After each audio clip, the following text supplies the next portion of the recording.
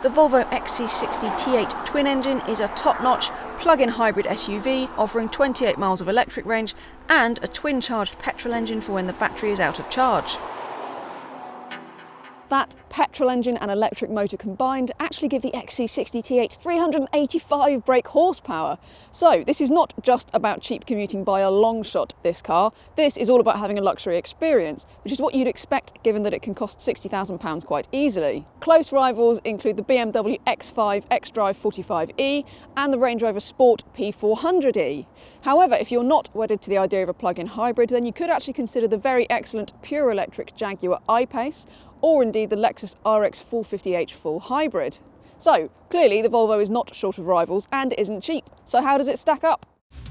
It's easy enough to plug in the XC60. The socket is up here on the front wing of the car and you can open it with a push of the flap. What is disappointing is that you have to pay £50 extra to get the Type 2 public charging cable, and you will need this to plug the Volvo into any public car charger. Get that Type 2 cable and you can get a full charge into the XC60's 10 kWh battery in around about 3 hours, while a normal domestic 3-pin socket, for which you get the cable as standard, will charge the car up in around 7 hours. Even so, it's just a shame that the XC60 twin-engine doesn't offer rapid charging as the Mitsubishi Outlander PHEV does. Of course, once you're charged up and on the move, the XC60 is an absolute joy to drive. Really smooth, really quiet, very relaxed. Of course it has all the drive modes that you could want, so you've got a little roller bar down here and you can put it in pure mode, which gives you the pure electric mode.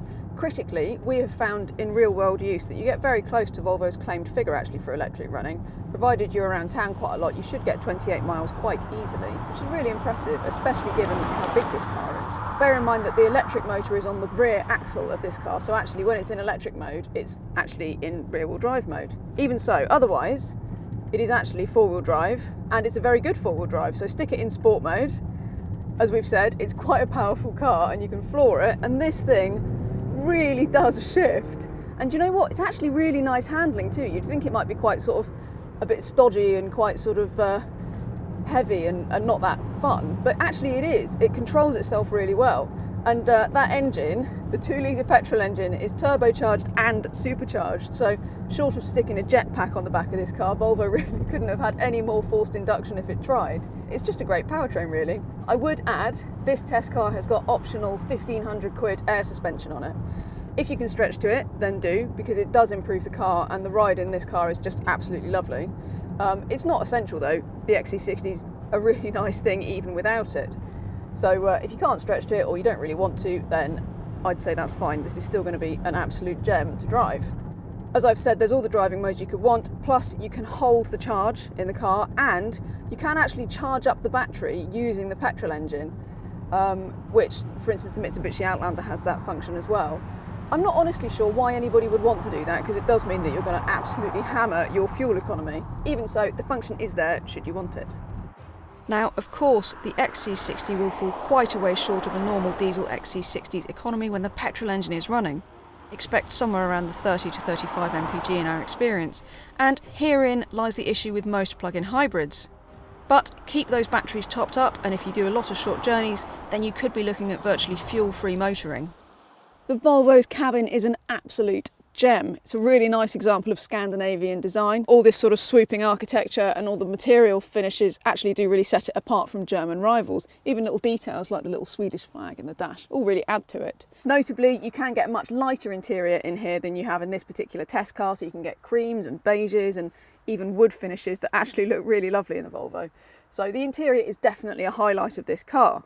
Standard equipment on the twin engine is also really good, so you're not going to need to add a huge amount if you don't want to, although of course there's always luxury things like a Bowers & Wilkins audio and this kind of stuff that you can really go to town with should you wish. You do get this touchscreen as standard, and I would say this is definitely not best in class, but it is good to look at. It's quite easy to use once you've got used to it, and you do get sat-nav and pretty much all the functions you're going to want as standard, apart from Apple CarPlay and Android Auto, which are optional, and that does feel a bit cheeky on a car of this price.